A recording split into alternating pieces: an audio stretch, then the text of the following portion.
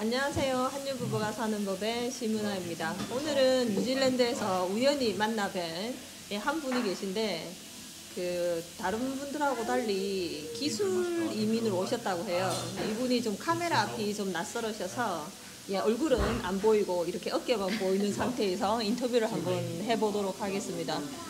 기술 이민이 좀 익숙하지 않은데 기술 이민이 뭐예요?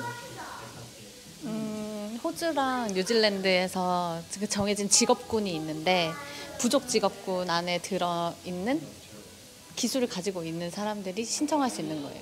근데 오클랜드에서는 제 생각엔 대부분의 사람들이 이 비자로 영주권을 받는 것 같거든요. 그러면 사실 저는 이 기술 이민이 낯설었는데 오클랜드에 계시는 많은 분들이 이 기술 이민 비자로 이거 오클랜드를 오시고 오클랜드에서 살고 계시다는 말씀을 하시는 거죠. 그러면 사실 다른 나라도 많은데 뉴질랜드를 선택한 이유가 있을까요? 제가 호주에서 되게 오래 살았는데 이제 호주도 비자가 점점 막히면서 이제 비슷한 나라를 찾다 보니까 뉴질랜드가 아무래도 좀 더 친숙하고 해서 이쪽으로 왔어요. 그러면 뉴질랜드에서도 사실 비슷한 과정으로 준비를 하셨는데, 호주에서도 비슷한 과정으로 준비를 하셨는데, 호주 같은 경우는 이민이 좀 어려웠고, 그런 과정들이 사실 저도 이제 호주가 이민이 그러니까 그 기간이 훨씬 많이 걸린다라는 거는 제가 들어서 알고 있거든요. 그러니까 노력을 했으나 뉴질랜드가 호주보다 그 기술 이민에 대해서 좀 쉽다라는 말씀이신 거예요? 기간도 짧게 걸리고? 기간은 지금 점점 길어지고 있기는 해요. 그래서 호주 같은 경우에도 2년 정도 생각하고 넣으라고 하는데 지금 뉴질랜드가 사실 점점 이민의 문을 닫고 있어서 지금 공식적으로는 30개월인가 28개월인가 30개월이 걸린다고 돼 있는데 일단 저 같은 경우는 호주에서 어쨌든 학교를 나와서 영어 점수가 필요 없었고 여기서 그리고 점수가 빨리 채워졌어요. 호주에서는 IELTS 점수 그 기준이 좀 더 높고 여기는 좀 더 쉽거든요. 그러면 그러니까 기술 이민에 대한 걸 비자를 받고 난 다음에 취업하는 건 어떤가요? 호주나 뉴질랜드를 봤을 때 근데 일단은 기술 이민을 하려면 제일 중요한 게 employment status가 제일 중요하거든요. 그래서 내가 실제로 이 직업을 가지고 이 듀티를 가지고 일을 하고 있는지가 제일 중요한 거예요. 그래서 일단은 이 비자를 받는다는 거는 취직이 되어 있는 상태인 거죠. 그러면 이 비자를 받을 수 있다라는 거는 준비하는 과정에서 취업이 되어 있어야 된다는 거죠. 그러니까 내가 그 부족한 직업군에 내가 이 나라에서 취업이 되어 있고 그 다음에 취업이 되어 있는 상태에서 비자 과정에 들어가면 비자가 정식 비자가 나온다는 거죠. 그 기술 이민에 대한 정식. 그 심사 중에 한 부분인 거죠. 근데 제일 중요하다고 볼 수 있어요. 일단은 점수가 있거든요. 나이 점수가 있고 영어는 점수는 없고 학력 점수. 필수? 영어는 필수인가요? 네, 영어는 레벨 7 이하면 제너럴 6.5점이 있어야 돼요. IELTS. 근데 만약에 레벨 8부터는 영어 점수가 필요 없어요. 또 그런 게 있고 학력 점수 있고 경력 점수 있고 이렇게 해서 점수가 채워지면은 160점이 채워지면 일단 어플라이를 할 수가 있는데 무조건 고용이 되어 있는 상태여야 되고. 그러면 그 비자 과정에서 정식으로 아직 기술 이민 비자는 아니지만 체류를 하고 있으면 비자 소지자잖아요. 그럼 어떤 비자를 지금 가지고 있는 거예요? 저는 지금 워크 비자를 가지고 있는 거죠. 그러니까 워킹 비자를 가지고 그 기술 이민 비자에 대한 프로세스를 진행하는 건가요?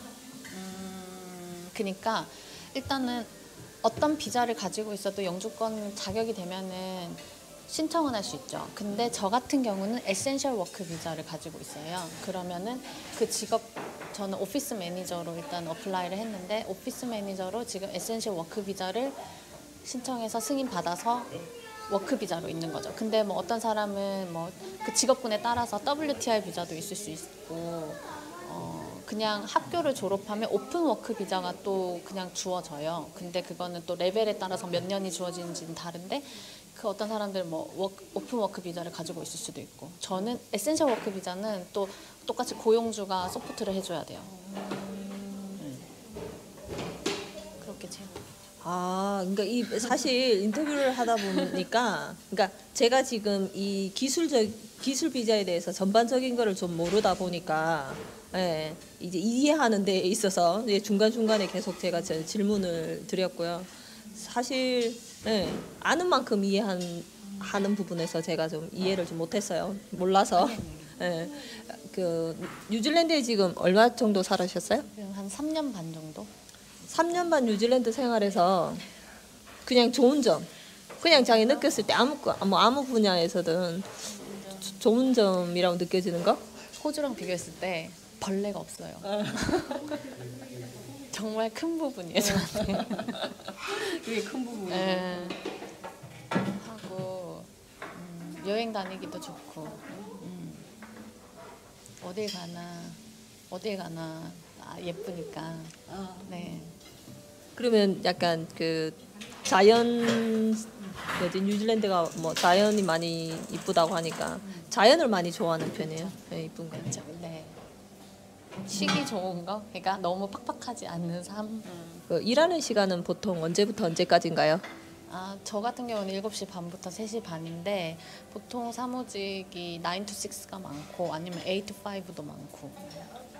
네. 그 선택할 수 있는 시간이 있는 거네요. 저는 이제 사장님하고 이제 얘기를 해서 이렇게 하면 좋겠다 이렇게 서로 얘기를 해서 그렇게 약간 조정을 한 거고요. 보통은 회사마다 방침이 있겠죠.